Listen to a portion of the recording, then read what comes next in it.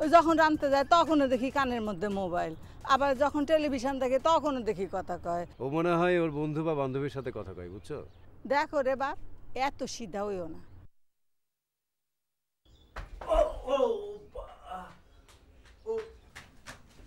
ওমা, কিভাবে বললে? আশ্চর্য! এই উঠো। পাশ ফিরতে গিয়ে পড়ে গেছি। তুমি কি নাফিস নাকি যে পাশ ফিরতে যে পড়ে গেলে?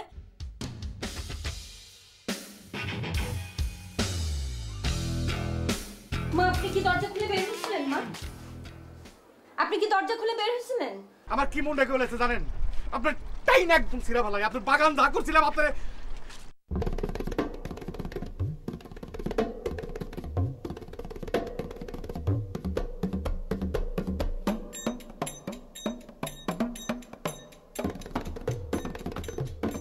হে বাহার, তোর বাগান যেমনি তছনছ করছি, তোর হাড্ডি গুড্ডি ভাঙ্গে ওইরকম তছনছ করলাম। তোর লেগে আমার ঘুম হারাম হয়ে গেছে। আমার বউ আমার সংসার ছাইরে তার বাপের বাড়িতে গেছে গা। তোরে পাইলে পাটায় আর পুতায় যেমনি শেষে এমনি করে শেষম রে।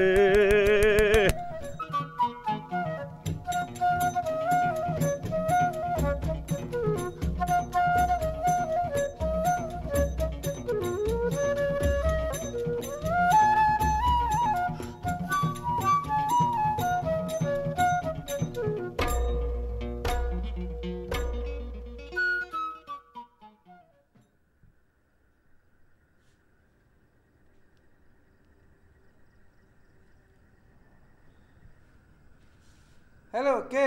মনির, কেমন আছো? কি খুব ব্যস্ত নাকি? না, এসব ব্যস্ত চলবে না। তুমি একটা কাজ করো, কালকে সকালে আমার এখানে চলে আসো কয়েকদিনের সময় নিয়ে। না না না, আহা, তুমি বুঝতে চেষ্টা করো। দেখো, আমি তোমার বোনের জামাই, তোমার বোনের ইজ্জত মানে আমার ইজ্জত নাকি? তো এই বিস্তারিত কিছু বলা যাবে না এখন। তুমি কয়দিনের সময় নিয়ে জরুরি কালকে চলে আসো সকালে। ঠিক আছে, ঠিক আছে, ঠিক আছে।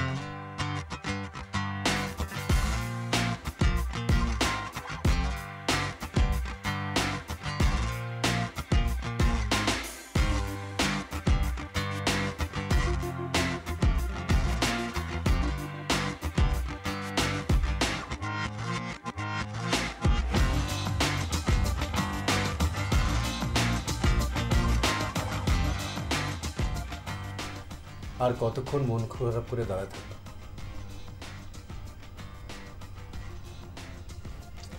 আচ্ছা, যে জিনিস হারানো গেছে সেটা কি আর কখনো ফিরে পাবা?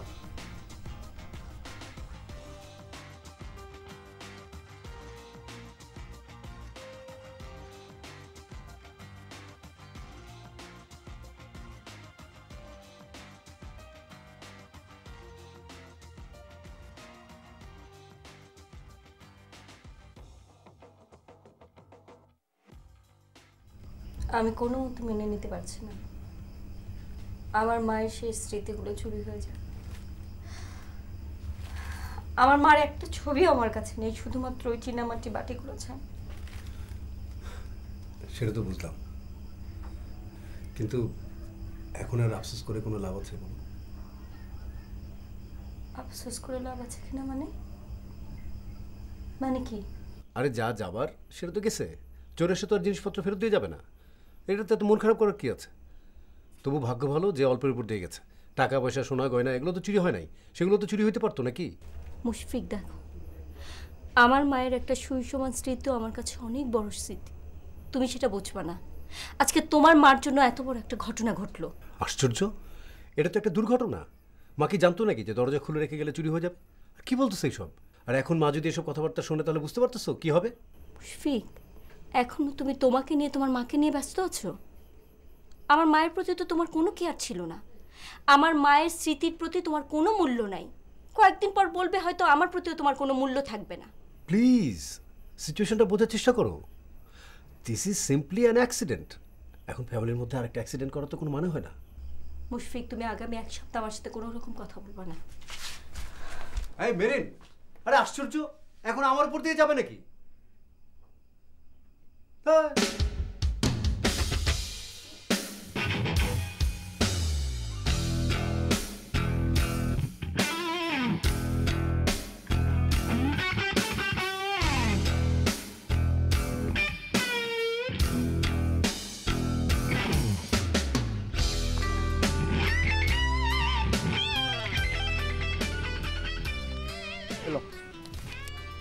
স্যার এখানে 20 টাকা ভাড়া, 10 টাকা দিলেন স্যার। ভাড়া আছে 8 টাকা দিছি, 10 টাকা ভাড়া, 2 টাকা বেশি দিছি, 2 টাকা দিয়ে দোকানে গিয়ে চা খার আমার নাম কো যা। সেটা অফিসে বললেন স্যার। এই বেটা অফিসার কিসের? কারণ বাসি মাসি ভাড়া পেলাম, মানুষ চিনস তুই? 10 টাকা নিলে না নিলে ফটলো, ঠিক আছে যা।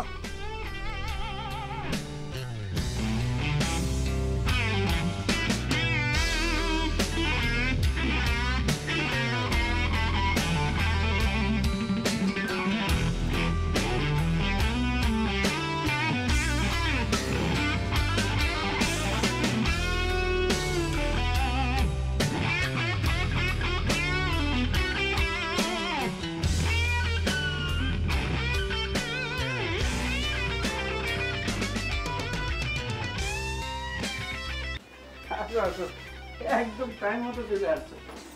আমি তো আপনার ফোন করার সাথে সাথে গাড়িতে, একটু দেরি করিনি। আমি জানি তুমি আসবা। মাঝে মধ্যে তো আসতেছে, আপার ভয় তো আসি না। শোনো শোনো, এখন থেকে আমি পরামর্শ দিই, তোমাদের পরামর্শ অনুযায়ী কাজ করবে, বুঝলে না? কে আসছে? হ্যাঁ মনির। আসসালামু আলাইকুম আপা। ওয়ালাইকুম সালাম। তুই এখানে কেন? আপনার দেখতে আসছি। আমার দেখতে আসছিস? কার সাথে আসছিস? কে ফোন দিছিল তোরে? হ্যাঁ, কে ফোন দিছিল বল? না সত্যি আপা, আমি আপনার দেখতে আসছি, মানে মনে পড়ে গেছে তো আপনার কথা। আমার কথা মনে পড়ে যত তুই আমারে দেখতে আসছিস? সত্যি কথা বলতে পারতেছিস না? কার ফোন দিতে আসছিস? আচ্ছা ঠিক আছে, আমি আবার চলে যাবো। শোনো শোনো শোনো, তুমি যখন চলে আসছো আবার একটা ফোন দিয়ে আসতে। তুমি চুপ করে থাকো, তোমার তো কথা বলতে বলি নাই। যাও ঘরে যাও। আচ্ছা ঠিক আছে আপা, তাহলে আমি চলে যাই। চলে যাই মানে কি? দাঁড়া এখানে। তুই কার বুদ্ধিতে আসছিস? কার পরামর্শ আসছিস? কে তোর ফোন দিছিল বল আমারে। বিশ্বাস করেন আমার সত্যি কথা যেটা, আমি আপনার কথা মনে পড়ে গেছে, এই জন্য সাথে সাথে চলে আসছি। আমি তোরে চিনি না? তুই আমার দেখতে আসছিস? হ্যাঁ শোন, এই বাড়িতে আসছিস খুব ভালো কথা। গয়না গয়না 10 দিনের বেশি একটা সেকেন্ডও তুই থাকতে পারবি না। আচ্ছা ঠিক আছে, 10 দিনের বেশি থাকবো না আপা। হ্যাঁ, আর এই বাড়িতে থাকলে তোর দুলাভাইয়ের সাথে একমাত্র টেবিলে খাওয়ার সম্পর্ক ছাড়া আর কোনো সম্পর্ক নাই। কোনো রকমের কথা নাই, কোনো রকমের বুদ্ধি নাই, কোনো রকমের পরামর্শ নাই। মনে থাকবে? মনে থাকবো, মনে থাকবো। তোর মনে আছে তুই এই বাড়িতে এসে তুই কি করছিলি তোর দুলাভাইয়ের সাথে? হ্যাঁ, 1 লাখ টাকা নিয়ে যে ফুটছিলি, মনে আছে তোর? আবার যদি এই বাড়িতে থাকে তুই যদি একটা টাকার কথা বলছিস, আবার কিন্তু তোর আমি জেলে ঢুকাবো। আর কোনো টাকা পয়সার কথা কমু না আপা। মনে থাকবে? মনে থাকবো। ঠিক মতন চলতে পারলে চলবি, না চলতে পারলে ঘাড়ে ধইরা বাড়ি থেকে বাইর করে দিব একদম। আচ্ছা।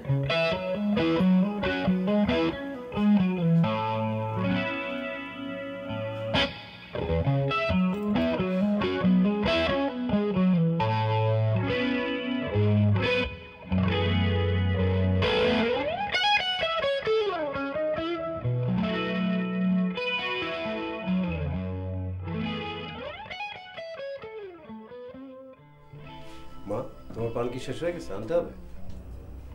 আমার পানির চিন্তা তোরে করতে হইব না। বউ কি কান্না থামাইছে? তুমি খামোখাই টেনশন করতেছো, একটু পরেই সব ঠিক হয়ে যাবে। আমি যে কেমনে এরকম ভুল করলাম, আসলে আমার ওই গ্রামের অভ্যাস রয়ে গেছে। এই দুয়ার খুলে রেখা এই বাড়ির যাওন ওই বাড়ির যাওন। আরে শহরে যে তোকে এত কড়া নিয়ম কানুন, এইটাকে আমি বুঝছি। এত বড় চাকরি করছে, চোর ঠাকানোর লোক ঠিক করতে পারস না? মা, তুমি আবারও খামোখাই এসব চিন্তা করতেছো। এসব চিন্তা বাদ দাও তো। আমি কি বউর কাছে গিয়ে কিছু কমু? কি বলবা? তুমি বললেই কি চোর এসে সব জিনিসপত্র দিয়ে যাইব? শান্ত হও মা, প্লিজ। আমি আর কোনো সময় এই দুয়ার খুলে রেখে বাইরে যাবো না। ঠিক আছে, এইভাবে দরজা খুলে আর বাইরে যায় ওরা, তাইলেই হবে। আমার নিয়ে যখন তোকে এত সমস্যা, আমার বাড়ির থুয়ে। তোমার কেউ কোনো কিছু বলছে? খালি উল্টা পাল্টা চিন্তা ভাবনা, এসব মাথা থেকে ঝেড়ে ফেলো তো। আমি তো বুঝতেই পারতেছি না কোনখান দিয়ে ঢুকলো আর এক নিমিষে এত কিছু নিয়ে গেল। বুঝতে পারছি, আমি তোমার সামনে যতক্ষণ থাকবো ততক্ষণ তোমার এই পেশা চলতেই থাকবে। চোরের বাড়ি কই, চোর কেমনে আসলো, কেমনে ঢুকলো, কেমনে জিনিসপত্র নিয়ে গেল, জিনিসপত্র বেচবো কই, নানা ধরনের কথা তোমার চলতেই থাকবো। তার থেকে আমি জায়গা সেটাই ভালো।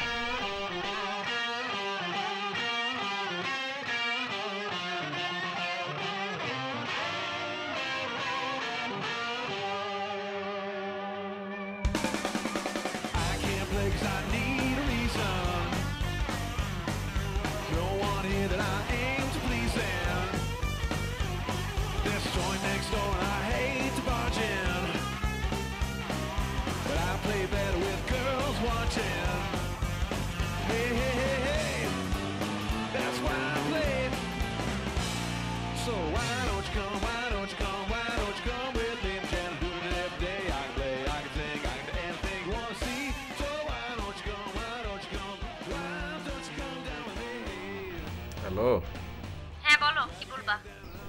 তুমি কেমন আছো সোনা? আমি কেমন আছি সেটা জানার দরকার কি? তুমি এতদিনে এসে আমাকে নিয়েও তো যেতে পারতা না? এরকম ভাবে কথা কও কেন? একটু সোহাগ দিয়ে কথা কও। তুমি আমার কাছ থেকে কবে গেছো কও? তুমিও তো একটা ফোন করা পারতাম, আরে পারতা না বলো? তুমি আগে নিজে ঠিক হও, তারপর তোমার সাথে ভালোভাবে কথা বলবো। তোমাকে 10 দিন সময় দিলাম, এর মধ্যে সব ঠিক করবা, তারপর আমি আসবো। দেখো, তুমি এত শক্ত হও না, বুঝছো? প্লিজ। এখন একা একা থাকো, দেখো কেমন লাগে। তোমার ছাড়া আমার একা থাকতে খুব কষ্ট দিচ্ছে। আরো কষ্ট পাও, কষ্ট পেয়ে যখন মারা যাবার উপক্রম হবে তখন আসবো। এমনি করে কথা আচ্ছা এখন রাখি।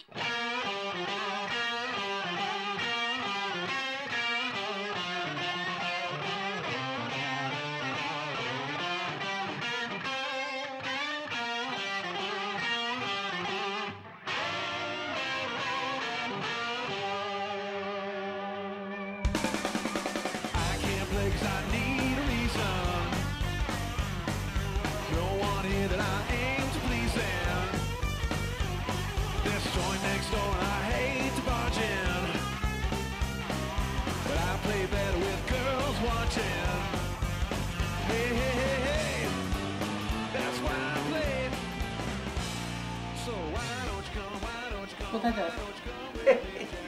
না মানে আজকে বন্ধের দিন তো তো মনে করলাম যে শালাটা একদিন পরে আইছে, এসব বাজার করে কিছু ভালো মন্দ কিনে আনি। কোনো দরকার নাই, ফ্রিজ ভর্তি বাজার আছে। শালার জন্য এত স্পেশাল খাবারের তো কোনো দরকার নেই, আমরা যা খাই তাই খাবে। জেলখানা যা খেতো এখানে সে ভালোই খায়, তার জন্য স্পেশাল বাজারের কোনো দরকার নেই।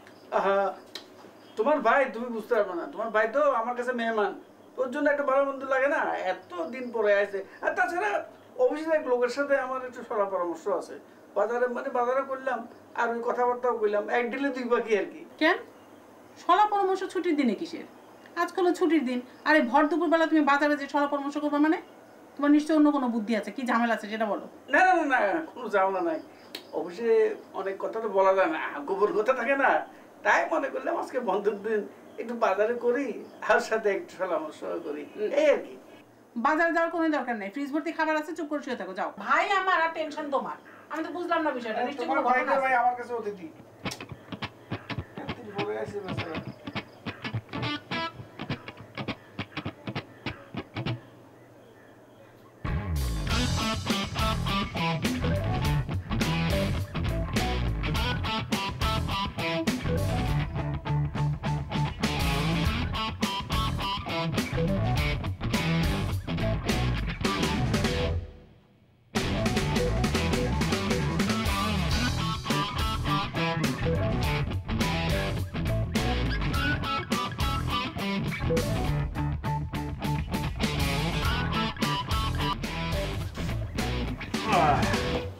কি দুলা ভাই, কি খবর? হ্যাঁ শ্যালক সাহেব, বসে বসে আরামসে টেলিভিশন দেখতে আসো।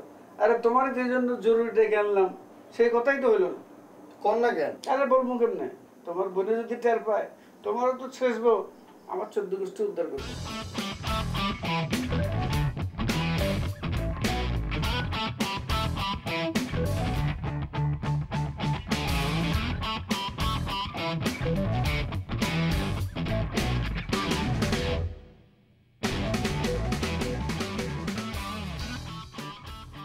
শোনো, আমি একটু করে বাইরে যাবো, তুমি আমার ফলো করে আমার পিছনে পিছনে দেখবে।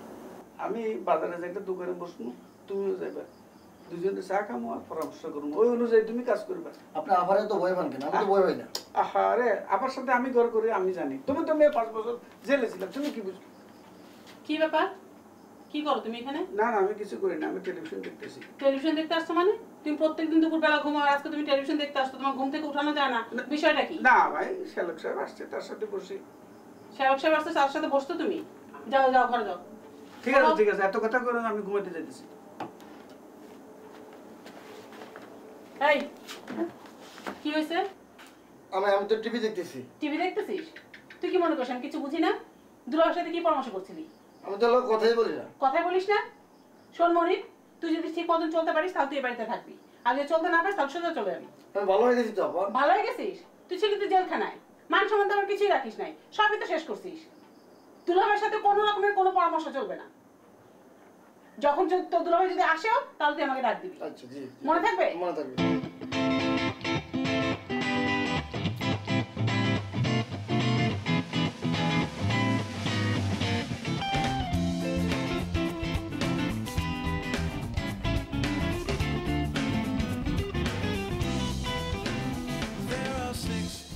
আয় নফিস, নফিস কি গোসল করবি না? ওমা ভাত খেতে হবে না? খাবো না। আরে বেলা কত দূরেছে, তোর আম্মার সাথে বকা দিব? দিক কথা শুনে না।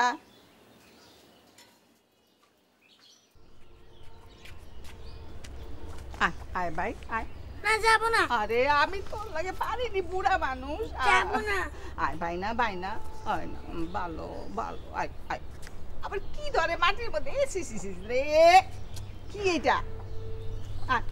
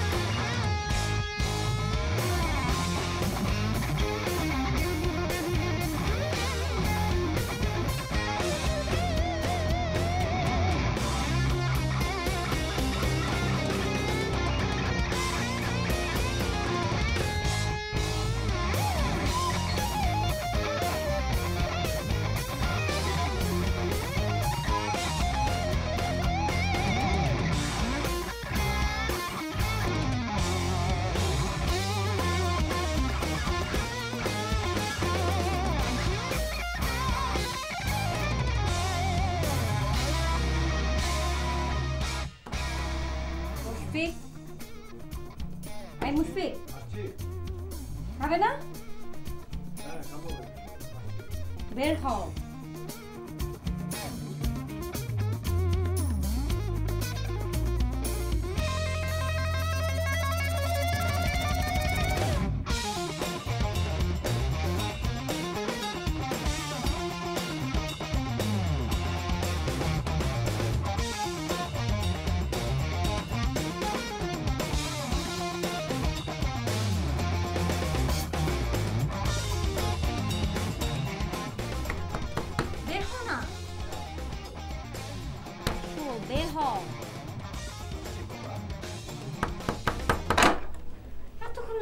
ওহো বাবা, কি খাবার রেডি? হ্যাঁ আচ্ছা তুমি দাও, আমি আসতেছি। তাড়াতাড়ি এসো।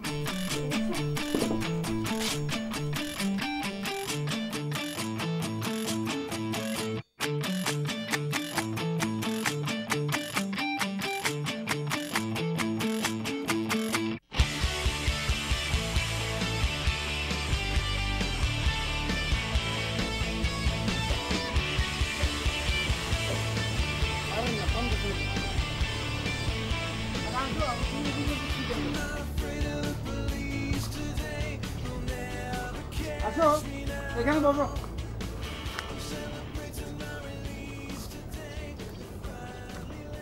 আরে এখানে বসো না। বলেন না, শুনতেছি তো, বলেন। আরে আমি বলবো তোমার যে জন্য আমি তাইকে আনলাম সেটাই তো বলা হলো না। তোমার বোনে আবার এগুলো পছন্দ করে না, এই জন্য তোমার বাইরে টাকা নিয়ে আসলো। ওই যে সোহেল খান আমার প্রতিবেশী, আর কেউ না, একটা ভেজাল না মানুষ, বেয়াদব। ওই আমার বাড়ার সামনে একটু জায়গা আছে না, ওখানে মনে করলাম যে একটু চাষবাস করি, শাকসবজি করি। না, এর মধ্যে সোহেল খানের দিনটা দখল করতে এলো, লাগলো এক বেজাল। পাড়ার প্রতিবেশী সবাই এসা মিটমাট করে দিল, এর অর্ধেক আর আমার অর্ধেক। এরপরও তার শান্তি নাই, আমার দেখলে খিটখিটা কথা কয়, ফ্যাঁস লাগে না কথা কয়, এবং আমার ক্ষেত খাবার নষ্ট করে। আমি অতিষ্ঠ হয়ে গেলাম। এই সমস্যা, এটা একটা সমস্যা হইলো? এটা ফোন করলেই তো হইতো। জমি তো 2 খণ্ড, ঠিক আছে, এখন থেকে এটা 1 খণ্ড হয়ে দেবো। আপনি এখানে ধান চাষ করবেন, পাট চাষ করবেন, মাছ চাষ করবেন, স্বপ্নে যা দেখবেন দরকার হলে সেটাও চাষ করবেন, কোনো সমস্যা নাই। দেন না সোহেল খানটা আমি কী করি, হাত পা ভাঙ্গা নলি নলি ভাঙ্গা সব জুলাই দেবো, যা হবে নিচে নিতে হবে, উপরে কোনো কাম নাই, ঠিক আছে।